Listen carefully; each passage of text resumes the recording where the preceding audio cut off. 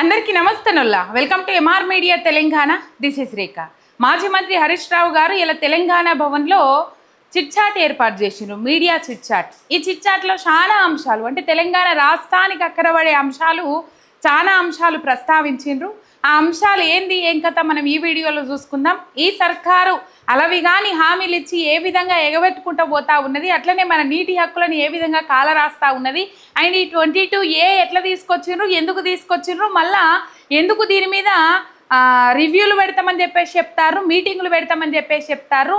కళ్యాణ లక్ష్మి గురించి కావచ్చు, ఇటు పోతే రైతు బీమా పథకం గురించి కావచ్చు, ఈ అంశాల గురించి అన్నింటి మీద చర్చ పెట్టిండ్రు. రేవంత్ రెడ్డి మాట్లాడితే నేను పోయిన ప్రభుత్వంలో కొనసాగించిన పథకాలన్నీ కొనసాగించుకుంటేనే కొత్త పథకాలు కొనసాగించుకుంటా పోతన్నా అని చెప్పేసి చెప్తాడు కదా. మరి పోయిన ప్రభుత్వంలో కొనసాగించిన పథకాలు ఏ పార్టీ ఈ ప్రభుత్వంలో అమలు చేసుకుంటూ పోతాడు, కొనసాగించుకుంటూ పోతాడు, లేకపోతే ఏ విధంగా వాటికి కొర్రీలు పెట్టి ఏ విధంగా ఆ పథకాలకు మంగళం వాడాలని చూస్తూ ఉన్నాడు అనే అంశాలన్నింటినీ మనం ఈ వీడియోలో మాట్లాడుకుందాం. మీరు ఒక్క సబ్స్క్రైబ్ చేయండి, మీ ఒక్క సబ్స్క్రైబ్ నాకు ఎంతో బలాన్ని ఇస్తుంది. రైట్, మొదగాల పాయింట్ తీసుకున్నట్లయితే ఈ 4 అంశాల మీద ఇలా మీడియా చిట్చాటి ఏర్పాటు చేసిండు తెలంగాణ భవన్లో. 22A చట్టం గురించి, అట్లనే GRMP KRMP గురించి, కళ్యాణ లక్ష్మి రైతు బీమా గురించి, సంక్షేమము ఉద్యమం గురించి మాట్లాడుకుంటూ వచ్చిండ్రు మాజీ మంత్రి హరీష్ రావు గారు. ఫస్ట్ 22A ఏదైతే ఉన్నదో 22A ఈ చట్టం గురించి మాట్లాడుకున్నట్లయితే అసలు ఈ 22A అని తీసుకొచ్చి ఇది ఎవరు తీసుకొచ్చారు, ఎందుకు తీసుకొచ్చారు, ఎవరిని ఉద్ధరించడానికి తీసుకొచ్చారు, ఎవరి చేతులు నిండడానికి తీసుకొచ్చారు అనేది ఇక్కడ పెద్ద క్వశ్చన్ మార్క్. దాదాపు హైదరాబాద్ మహానగర వ్యాప్తంగా 1,00,000 ప్రాపర్టీస్ నిషేధిత జాబితాలోకి పోయినాయట. కొన్ని లక్షల ప్రాపర్టీస్ ఇంకా పోతాయని కూడా చెప్తా ఉన్నారు. తెలంగాణ రాష్ట్రంలో ఈ చట్టం తీసుకురావడానికి ఎవరు కర్త కర్మ క్రియ, రెవెన్యూ డిపార్ట్మెంట్ ఏ విధంగా నడుస్తూ ఉన్నది మనకు తెలుసు. రెవెన్యూ శాఖలో జరుగుతున్న అవినీతి ఇంకే శాఖలో జరుగుతలేదు, అన్నీ అవినీతిమయం అయిపోయినాయి. కానీ జర పెసరగింజంత ఎక్కువ ఆవగింజంత ఎక్కువ అని అంటారు కదా, ఆ గది రెవెన్యూ శాఖలో ఇంకెక్కువగా నడుస్తూ ఉన్నది. 20% 30% కమిషన్లు లేనిది ఏ పని జరుగుతలేదు. 20% 30% కమిషన్లు లేనిది ఖమ్మం జిల్లాకు సంబంధించిన మంత్రులు ఈ కమిషన్ల పాలన నడిపిస్తూ ఉన్నారని పేరు వెళ్ళిండ్రు ఆల్రెడీ. ఇక డైరెక్ట్ బట్టి విక్రమార్క భార్య రిటైర్మెంట్ బెనిఫిట్స్ ఏవైతే ఉంటాయో, గవర్నమెంట్ ఎంప్లాయీస్కి సంబంధించిన ఫీజులు ఏవైతే బిల్లులు ఏవైతే ఉంటాయో అవి విడుదల చేయమంటే 20% కమిషన్ అడిగిందంట. బాహటంగానే బయట చెప్తా ఉన్నారు గవర్నమెంట్ ఎంప్లాయీస్. రెవెన్యూ శాఖలో 20% 30% కమిషన్లతో పాలన నడుస్తూ ఉన్నదట. ఈ 22A అనేది ఏదైతే ఉన్నది 22A తీసుకొచ్చి ఈ 22A తీసుకొచ్చి అడ్డగోలు భూములను నిషేధిత జాబితాలోకి నెట్టేస్తూ ఉన్నది. అయితే ఈ దేశవ్యాప్తంగా 1999లోనే అర్బన్ ల్యాండ్ సీలింగ్ చట్టాన్ని రద్దు చేసిండ్రు దేశవ్యాప్తంగా. 2008వ సంవత్సరంలో అప్పటి ముఖ్యమంత్రి రాజశేఖర్ రెడ్డి గారు ఆ చట్టాన్ని పూర్తిగా ఎత్తేసిండ్రు. ఈ సీలింగ్ యాక్ట్ ఏదైతే ఉన్నదో అర్బన్ ల్యాండ్ సీలింగ్ చట్టాన్ని రద్దు చేసిండ్రు. 2008వ సంవత్సరంలో ఈ చట్టాన్ని తెలంగాణ రాష్ట్రంలో అప్పటి వైఎస్ రాజశేఖర రెడ్డి ముఖ్యమంత్రిగా ఉండే ఆ చట్టాన్ని మొత్తం ఎత్తేసిండ్రు.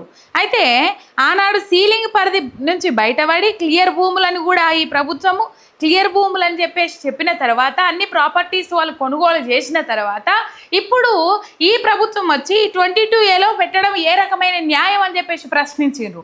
నిజంగా చెప్పాలంటే 100 ఏళ్ల నుంచి కొనసాగుకుంటూ వస్తానది, 20, 30, 40, 50 ఏళ్ళ నుంచి అదే ప్రాపర్టీలో ఉంటారు. మరి వాళ్ళకి ఏం తెలుస్తుంది? ఇది సీలింగ్ చట్టాన్ని మొత్తమే ఎత్తేసిరు కదా 2008వ సంవత్సరంలో. మళ్ళీ ఆ చట్టాన్ని తీసుకొచ్చి 22A జాబితాలో 22A చట్టం తీసుకొచ్చి అందులో నిషేధిత జాబితా భూములు అని చెప్పేసి పెట్టడము ఎంతవరకు కరెక్ట్ ఈ రేవంత్ రెడ్డి సర్కార్?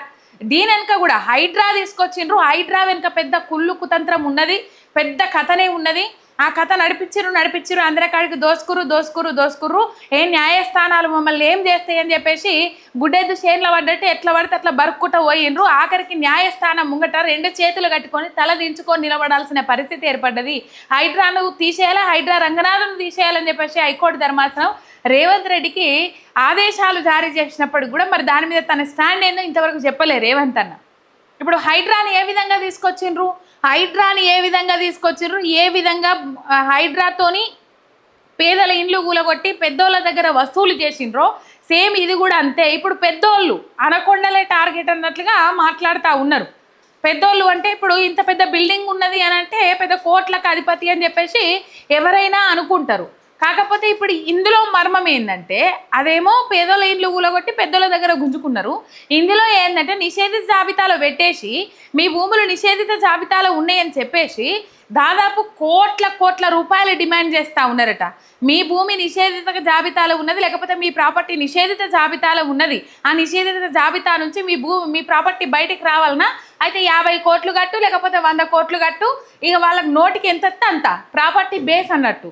పెద్ద ప్రాపర్టీ అయితే ఇన్ని కోట్లు, చిన్న ప్రాపర్టీ అయితే ఇన్ని కోట్లు. ఇగో ఇట్లా వసూలు చేయాలనే ఉద్దేశంతోనే దీన్ని తీసుకొచ్చిండ్రు. మళ్ళీ ఈ 22A చట్టంలో ఈ నిషేధిత భూములు అని చెప్పేసి అడ్డదిడ్డంగా మొత్తం అన్ని భూములు చేర్చడం జరుగుతుంది.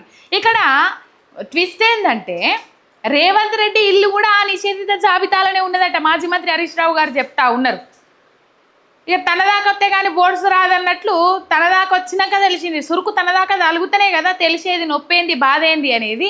మొత్తం మీద రేవంత్ రెడ్డి ప్రాపర్టీ కూడా అందులో ఉన్నదని తెలియంగానే నాలుక కరుచుకొని హడావిడిగా రివ్యూలు పెడతాం, మీటింగులు పెడతాం అని చెప్పేసి చెప్తా ఉన్నారట. ఈ రివ్యూలు ఏంది, ఈ మీటింగులు ఏంది, అసలు ఆ చట్టమే మంచిది కాదని అన్నప్పుడు ఆ నిషేధిత జాబితాల నుంచి ఆ భూములన్నీ తీసేయాలి కదా. ఏళ్ళ తరబడి నుంచి ఆ ప్రాపర్టీలలో ఉన్నోళ్ళ పరిస్థితి ఏం కావాలి ఇప్పుడు అంటే ఎవరి చేతులు దడపడం కోసం అది చేస్తూ ఉన్నారనేది అర్థం కావాలి. ఈ చట్టాన్ని మొత్తం ఎత్తేయాలి కావాల్సుకొని ఇదంతా చేస్తూ ఉన్నారు. 30 ఏళ్ల క్రితం ఇక్కడ ఏంటంటే శ్రీనగర్ కాలనీ సర్వే నెంబరు 89లో గత 20 ఏళ్ళుగా కట్టుకొని ఉన్న ఇల్లు ప్రశాంతంగా నివాసం ఉంటా ఉన్నారు వాళ్ళు అక్కడ. అవి కూడా నిషేధిత జాబితాలో పోయినాయనగానే పాపం యాడికి పోతారు, బిక్కు మరుకుంట బతకాల్సిన పరిస్థితి ఇలా తెలంగాణ ప్రజలు. మార్పు తీసుకొస్తాం, ప్రజాపాలన తీసుకొస్తాం, పేద పాలన తీసుకొస్తాం, ప్రజలను మంచిగా బతకనిస్తామని చెప్పేసి మాట్లాడిరు కదా.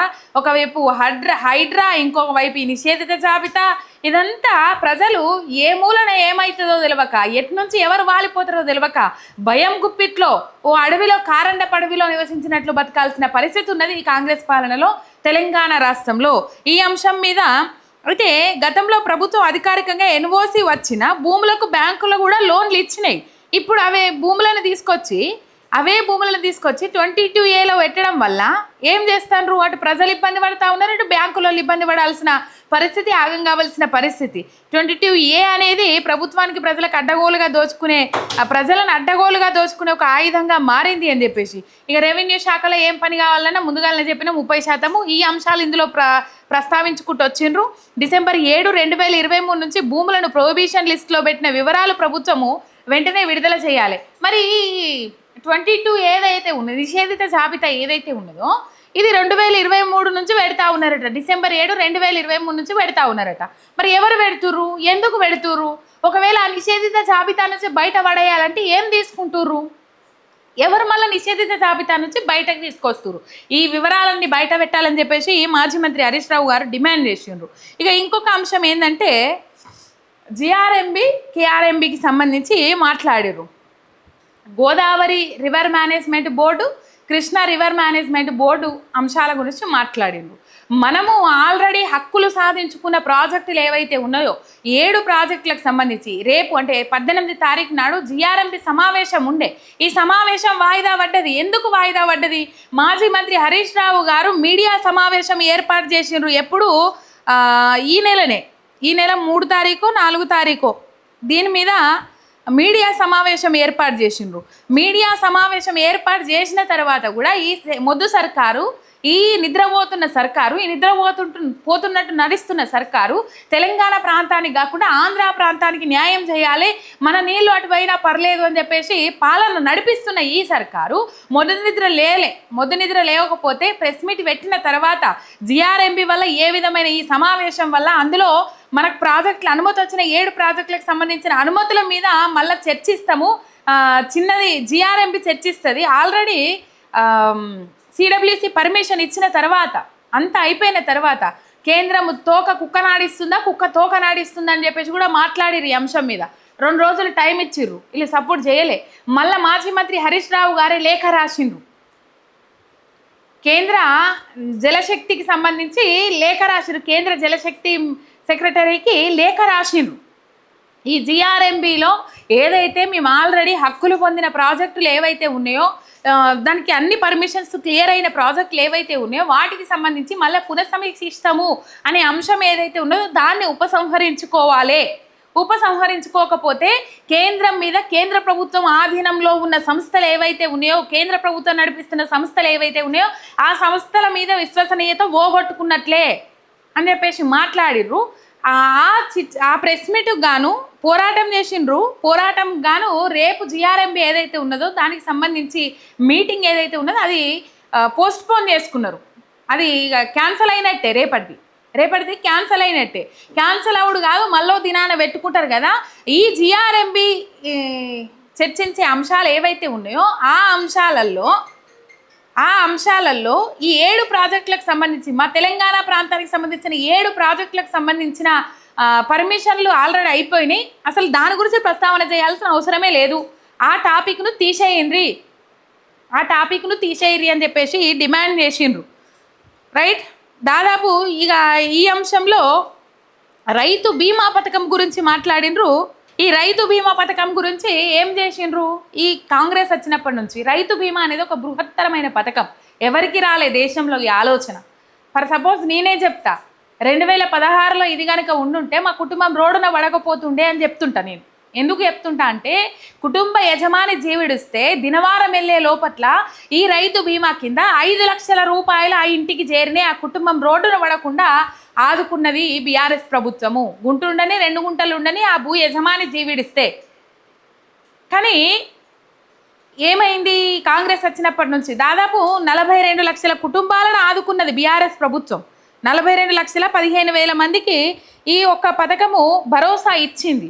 కానీ ఆగస్టు 13 నుంచి ఏం చేసిండ్రు? ఈ రైతు బీమా పథకం ఏదైతే ఉన్నదో ఈ రైతు బీమా పథకానికి మంగళం వాడి కొన్ని రూల్స్ రెగ్యులేషన్స్ అందులో చేర్చడం వల్ల దాదాపు ఈ ఆగస్టు 13 నుంచి ఈ పథకం ఆపేసింది. రైతు బీమా పథకం కొన్ని 13 లక్షల రైతు కుటుంబాలు 13 లక్షల మంది ఈ రైతు బీమా పథకానికి అనర్హులు అన్నట్టు పూరితంగా ఈ పథకాన్ని ఆపేసిందని చెప్పేసి చెప్పుకొచ్చిండ్రు.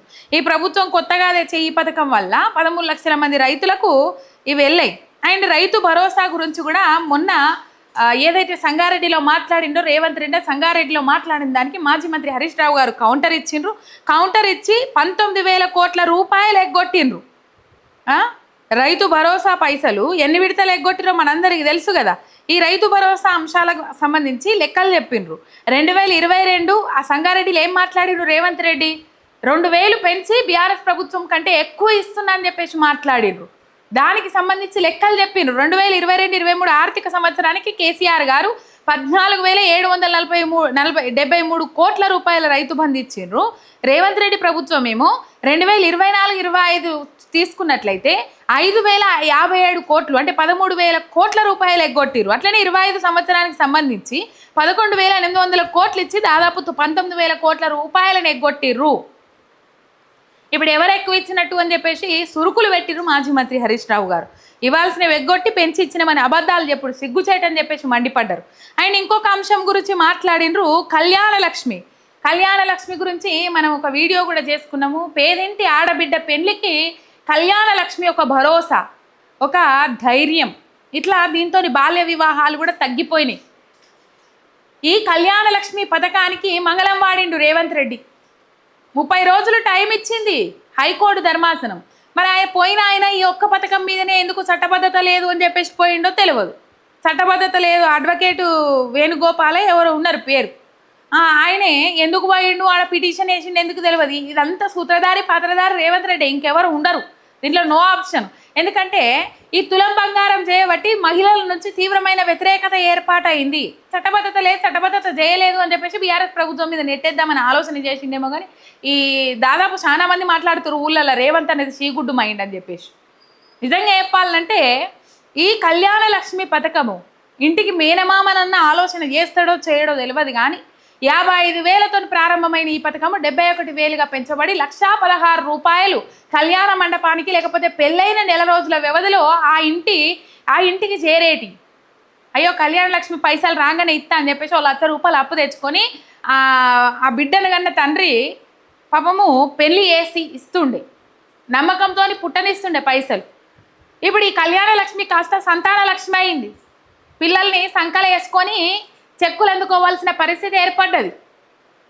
2 ఏళ్ళు కాదు కదా, 3 ఏళ్ళు దాటినా కళ్యాణ లక్ష్మి పథకం కొనసాగింపు లేదు. దాదాపు ఎన్ని చెక్కులు పెండింగ్లో పెట్టింది అనుకున్నావు ఈ కాంగ్రెస్ సర్కారు? 1,00,000కు మీద పెండింగ్లో పెట్టింది. 1,00,000కు మీద ఈ పెండింగ్లో పెట్టింది ఈ కళ్యాణ లక్ష్మి పథకాలు. ఈ సెప్టెంబర్ 9 దాకా అసలు కళ్యాణ లక్ష్మి చెక్కులే ఇయ్యొద్దని చెప్పేసి మాట్లాడింది హైకోర్టు ధర్మాసనం. ఈ హైకోర్టు ధర్మాసనంలో ఆయన పిటిషన్ అయితే 30 రోజులలో కౌంటర్ దాఖలు చేయమంటే రేవంత్ రెడ్డి సర్కార్ కౌంటర్ దాఖలు చేయలేదు. ఎందుకు దాఖలు చేయలేదు అంటే కళ్యాణ లక్ష్మి పెద్ద గోస అయిపోయింది. 1,00,000 రూపాయలు కాదు కదా, 1,00,000 రూపాయలతో తులం బంగారం ఇస్తేనే కథ ఒడిచేటట్టున్నది. ఇక ఈ 1,00,000 ఇచ్చుడైనా తులం బంగారం ఇచ్చుడైంది, ఈ కళ్యాణ లక్ష్మికి మంగళం వాడితే అయిపోతుంది కదా అని చెప్పేసి ఆలోచన చేసి ఈ పథకాన్ని ఎగ్గొట్టిరు. 2021-22లా కేవలం దాదాపు 14,50,000 పెళ్లిళ్లకు కళ్యాణ లక్ష్మి పైసలు ఇచ్చి ఆదుకున్నారు బీఆర్ఎస్ ప్రభుత్వం హయాంలా. ఓన్లీ 2021-22 సంవత్సరంలోనే 2,31,371 పెళ్లిళ్లకు ఆర్థిక సాయం అందించిండ్రు. 2024-25 కేవలం 1,58,000 పెళ్లిళ్లకు మాత్రమే సాయం చేసిండ్రు. 2025-26 మరీ దారుణం 86,000 పెళ్లిళ్లకు మాత్రమే, అంటే కేవలం 870 కోట్ల రూపాయలు ఖర్చు పెట్టి చేతులు దులుపుకున్నారు. జనాభా పెరిగింది, పెళ్లిళ్ళు చేసుకునేటోళ్ళ సంఖ్య తగ్గిందా? ప్రతి ఏడాది శ్రావణ మాసము, దీపావళి లగ్గాలు ఇట్లా చూసుకుంటూనే పోతాం కదా. అబ్బా మొత్తము ఒక్కరోజే 1,00,000 పెళ్లిళ్ళు అయినాయి, శ్రావణ మాసంలో అబ్బా 1,00,000 పెళ్లిళ్ళు దాటినాయి అని చెప్పేసి, ఒక్కనాడే 1,00,000 పెళ్లిళ్ళు అయినాయి అని చెప్పేసి ఎన్ని చూడం మన రాష్ట్రంలో. పెళ్లిళ్ళ సంఖ్య పెరగాలి కదా, ఏజ్ పెరుగుతున్నా కొద్దీ, జనాభా పెరిగినా కొద్దీ. కానీ అది కాదు, ఇగో 86,000 మందికే ఇచ్చి చేతులు దులుపుకున్నారు గంతే. రైట్, మొత్తం మీద కౌంటర్ వేయకపోవడం వలన ఈ పథకం ఆపేయాలి, నిలిపివేయాలని చెప్పేసి ఆపేసిరు. కౌంటర్ ఎందుకు వేయలేదంటే ఈ పథకానికి మంగళం వాడాలనే దురుద్దేశంతో తప్ప ఇంకొక అంశం లేదు. ఈ అంశం గురించి మాట్లాడుకుంటూ వచ్చారు. అండ్ ఇందులోనే ఇంకొక అంశాన్ని ప్రస్తావించారు. హరీష్ రావు గారి మీద తప్పుడు కేసులు పెట్టి ఆ తప్పుడు కేసులు వాదించడం కోసము సిద్ధార్థ్ లూత్రాను అడ్వకేట్గా పెట్టుకున్నది ఈ రేవంత్ రెడ్డి సర్కార్. ఆయన ఆ సిద్ధార్థ్ లూత్రా అనే ఆ అడ్వకేట్ ఒక్క రోజుకు తీసుకునే ఫీజు 50 లక్షలు, అక్షరాల 50 లక్షల రూపాయలు. ఒక్క రోజుకు తీసుకునే ఫీజు అక్షరాల 50 లక్షల రూపాయలు. మరి నా మీద తప్పుడు కేసులు పెట్టి తప్పుడు కేసుల మీద ఇంకో అది ఏమంటారు విచారణ జరిపియాలని చెప్పేసి సిద్ధార్థ్ లూత్రాను పెట్టుకొని 50 లక్షల రూపాయలు ఒక్క రోజుకు నువ్వు ఫీజు చెల్లించడానికి అడ్వకేట్ దొరికిండు నీకు. కానీ కళ్యాణ లక్ష్మి పథకం మీద వాదించడానికి మాత్రం ఒక మంచి అడ్వకేట్ దొరకలేదు, అడ్వకేట్కి ఇవ్వడానికి ఫీజు లేదు, కౌంటర్ దాఖలు చేయడానికి మనసు రాలే. ఇగో ఈ అంశాన్ని గుర్తు చేసుకుంటూ మండిపడ్డారు మాజీ మంత్రి హరీష్ రావు గారు. సంక్షేమ పథకాలను ఉద్దేశపూర్వకంగా ఆపడం అంటే పేదల కడుపు కొట్టడమే కాదు, రాజ్యాంగ స్ఫూర్తిని ఉల్లంఘించడమే అని చెప్పేసి. నిజంగా చెప్పాలంటే సంక్షేమం అనేది పాలకులకు ఇష్టం ఉంటే పేదలకు చేసే దానం కాదు, అది ఒక ప్రభుత్వ బాధ్యత, రాజ్యాంగం మీకు అప్పగించిన ప్రాథమిక బాధ్యత అని చెప్పేసి. ఎన్ని కుటుంబాలను ఆదుకున్నది కళ్యాణ లక్ష్మి పథకమైనా, రైతు బీమా పథకమైనా ఇయ్యాల. రైట్, ఈ కళ్యాణ లక్ష్మి రైతు బీమా అయిపోయింది. తర్వాత ఇంకొక అంశాన్ని అందులో పెట్టిండ్రు, ఏది ఈ సంక్షేమము ఉద్యోగం.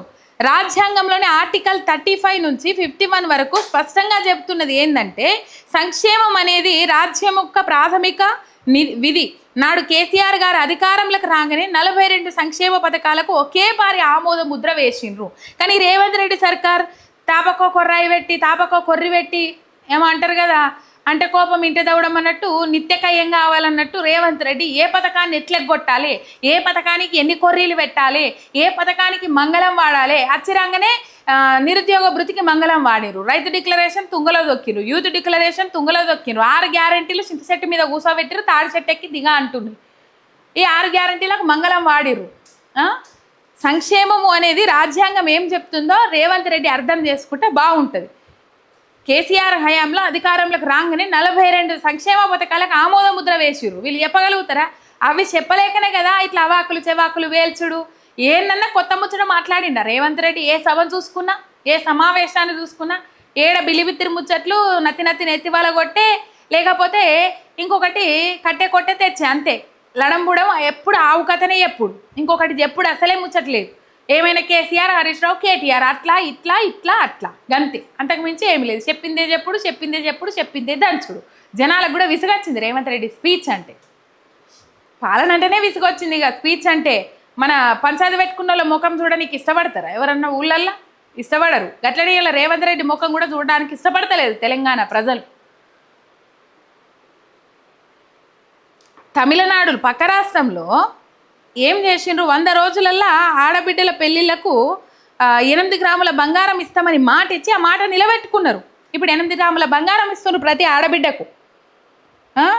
ఈ ప్రభుత్వం ఏమో ఆడోళ్ళను అడ్డం పెట్టుకొని అధికారంలోకి వచ్చింది, ఆడోళ్ళకు పథకాలు ప్రకటించుకొని అధికారంలోకి వచ్చింది. అన్ని మీరు చూసుకున్నట్లయితే ఈ 6 గ్యారంటీలలో అన్ని మహిళలకు ఇచ్చినవే.